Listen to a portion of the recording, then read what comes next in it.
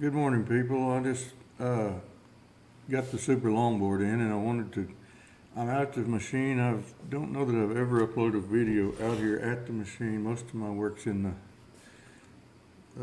as far as the screen recording video. So hope this is working.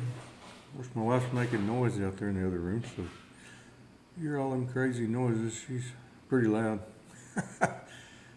Okay, before you do, I see a lot of problems doing the super longboard install, and I don't believe it's going to be difficult whatsoever. I don't expect any problems, but I'm going to be following instructions fairly closely, and I've already read through them some, so I kind of already know what to do. But number one, get all of your settings off of this is still set with the longboard. It works perfectly. There's no problems. Actually, I have G-Sender 1.3.8 Edge in here. They actually recommend to use, I don't think this works with the GRBL HAL, so this will not work. And I will have to update this to probably the latest version. So to do that, I haven't looked into this part of it yet, but I believe you're just going to end up going over here to this help. You see where I'm moving? And most likely you can get to mostly anything through here. And you know, always go through here and read this stuff if you have problems. I know a lot of you have trouble and you immediately go posting things on Facebook or somewhere just looking for help. It helps you. We don't mind helping you if you know, but it helps yourself so much more if you go through and learn some of these things. And Chris and the team over there and Andy have put in a lot of effort to make all of these things. There's lots of videos showing you how to do a lot of things. They've spent a lot of money and done a lot of work to make this readily available for you. So please use it, and you should have internet at your machine. I have no idea why anybody would even want a machine and not have capabilities of that. So I'm not going this route right now, but what I want to show you quickly, if I can, is go right here down here and push console. I know mine's backwards from most of yours. I like this stuff on the left personally. And see this little icon? You can open this up to a bigger screen if you want to type the console where I can't see that great. But from where I'm at especially. So down here you can type G code or you can type whatever. In this case we'll just type $, enter. Now all the settings that are in your longboard are right there.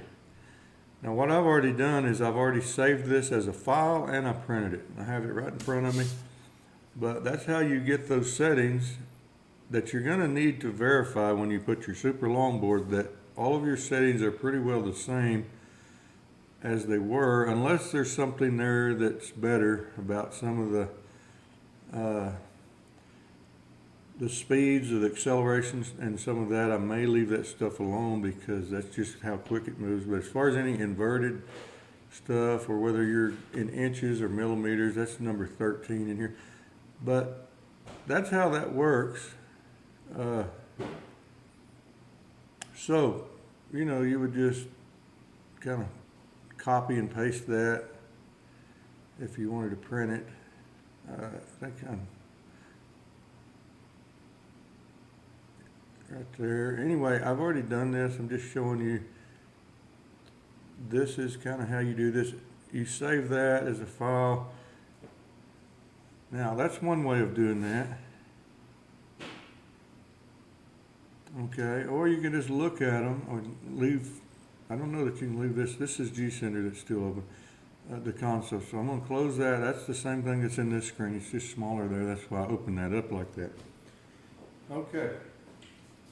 There's your settings that are in.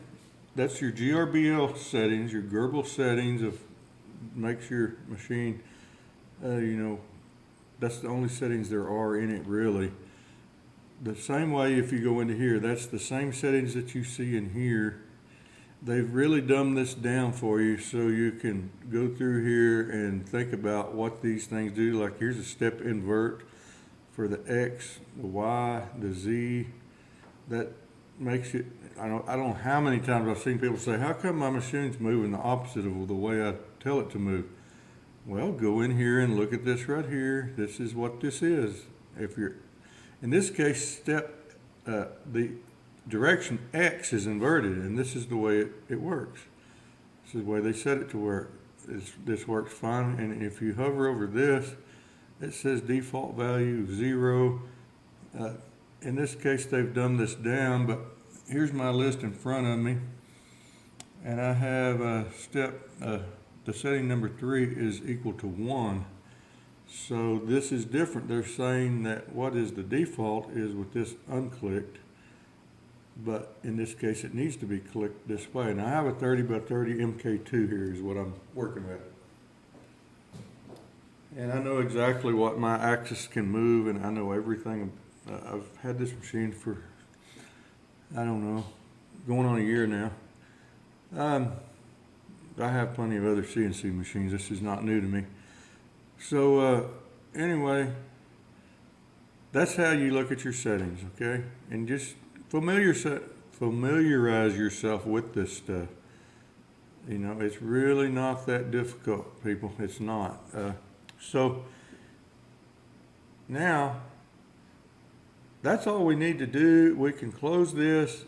What I plan on doing actually is I'm going to set my XY0 on the table to what I want it to be at, maybe even the Z. And then when I fire up the machine with the new module, I'm going to know right where it is. I'm going to zero it there again with the new software and everything.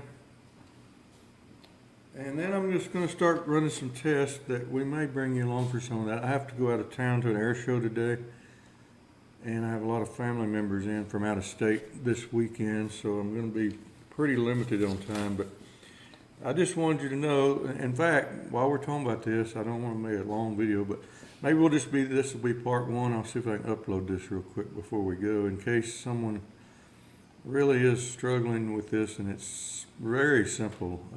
So let's just go on CNC's website right quick. So just go type SIN. Well, it's in my list here. So on their homepage, if you actually go into, I didn't go here. Let's go to the main site so we can start here from scratch. So under resources right here, go to Super Longboard, and there's a lot of good information in here welcoming you into this, and other people to add these boards to other types of machines. So, you know, this is not just for long mills. This will work for a lot of different machines, actually. So, and here's Chris Thorog, the guy that's pretty much the engineer behind most of this, or overseeing most of it. That one of the partners, him and Andy, own CNC Labs. They started the company. So just go through here, and they give you some things to, right here is your steps. So it says upgrade, switching to the Super Longboard from an existing controller. So this is what you're going to do. Click upgrade, and then here's the instructions talking about what's in the package and all this. And look, bang, what immediately does he say? Look through your settings, look for anything to know what they were set at. And like I just showed you, go ahead and save all that and print it out and put it in front of you, and even save a file. And I'll show you, I actually saved that file right here in Notepad, so that I can go right to it if I lose this piece of paper in front of me. Here it is. This is what the settings were before I made any changes or changed anything. That's what they were, so I can always go back to those settings if I need to. And also, you won't have to go back and plug in your old board and do all this again, which I've seen some people have to do. It's all right here in front of us. We can look at them, and if you have to go to tech support and they want to know any of that information, you could even send that file to them and say, look, this is what my settings were, and now how come my machine is doing this? So it can help everybody if you just take the time to do it, to verify everything, like I always preach, verify your XYZ, verify everything you do. Don't click any button until you know for sure what it's going to do. That's just kind of the way I operate, and try to teach some of the newer guys that you don't just click things and wonder why it crashed into something. You should know where it's going at all times. Read your G code, learn that. I'm happy to teach you any of this stuff if you'll only listen to me or contact me. It's kind of a little bit frustrating to watch people struggle when all of your information, all your help is right here in front of you. We're all willing to help you, and I do this completely free of charge. I don't expect anything in return. And there are people that charge lots of money, like that Bull Shennigan and all those guys. They charge a ton of money to help you. I'll help you for nothing. So just holler at me. I'm only mainly available on weekends. But anyway, be sure you go through this website that they show you all these instructions of how to go about this. And mainly the next step is just to take your old board and plug everything in just like he's showing it to be, and it's pretty self-explanatory for the most part. And plug in the things you had plugged in that you want to use, whether it's the laser or whatever you had. They do come with a new USB port that I don't know if I need or not, because I have never had any connection issues or any of that. Make sure you have your computer that's the sleep mode. Somewhere in this website I have read where they have told how to go into all of the sleep settings on your computer to make sure it don't disconnect during a run. So those are important things to make sure you don't have any problems with this. So what I need to do is go into G-Sender and get the latest, and I haven't done that very often, so it's always a little bit of problems to me to figure out where to go get G-Sender, but I'm sure there's a link somewhere in here to figure out. See, it says download, and it says you can find them all here on this link. I'll have to look through here and take my time. You go to Windows, and I don't know what I just clicked. I got to be careful about that. I just loaded a file here, and that's the latest version right there. It sure is. So anyway, whenever that's done, I'll do that. But anyway, let's just end this at part 1. I just want you to know how to get started doing this stuff, and so you'll have the least amount of problems doing this. So that's pretty much how you do it. And so anyway, y'all have a great weekend, and I'm going to get out of here and go be with my family for the day, and hopefully maybe tomorrow and get back and finish this install and show you the results of everything. So appreciate you watching this. See you next time.